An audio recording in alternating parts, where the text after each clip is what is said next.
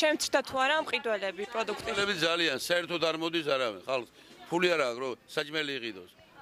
აიწევს თუ არა ფასები კიდევ თქვენ? აიწევს კი არა, დაბლა დაიწევს, მყიდველი არაა და პროდუქტი რომ დევს სუპერმარკეტში თუ მინდვენ არ იყიდა და მივიდა, ფასი დაბლა დაიწევს, ზევით არ წავა. საქართველოს მაცხოვრებელს 80% შეეხო ეგ. და რას მოითხოვთ აი კონკრეტული? რას მოითხოვდა გამოსწორება? რა უნდა მოითხოვდა? მილიონრების გაკოტრება და საქართველოს რომ მოახმარონ რაღაც ამ გაფუჭებულებმა, მეტი არაფერი. მილიონრების გაკოტრებას რომ ხალხს მოახმარონ რაღაც. ხალხს მიაქციონ ყურადღება. გამოტანილი აქვს ამდენი სესხები ვალები, ხალხი გადაცვივდა ძალიან ცუდის ნიშანია. ძალაუნებურად ხალხი ამოიღებს ხმას და ცუდი ამბები მოხდება. ასაღე ფასები და ძალიან მუშაობაც გაჩერებულია რა საერთოდ. მყიდველის რაოდენობა მოაკლდა. კი, ძალიან მოიკლო ყველანაირად. ახლა შეიკაიყო 9 ლარი 1 კილო და ახლა 9.5 10 ლარი არის. ახალი ფურცლიდან ახალ თავრობას არაფერი არ დაუწყია. ყველაფერს აბრალიან წინათავრობას.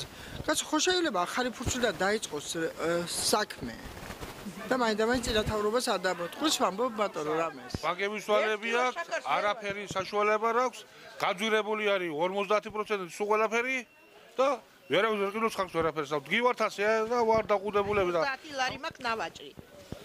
ესაც გაუგზავნი ივანიშვილსა და ჰაიდა. პლოთა პროდუქცია ყველაზე მეტად პროდუქცია მომატებულია ფასები და არაფერი არ შემოდის. ფირმებია გაჩერებული, პროდუქცია არ შემოაქვთ. საერთოდ, იმიტომ რომ ფასებია მომატებული. ყველაზე მეტად რა პროდუქცია ხო? თითქმის ყველა პროდუქციას არის შეხებული ფასები. ანელის ფასი ძალიან იაფია.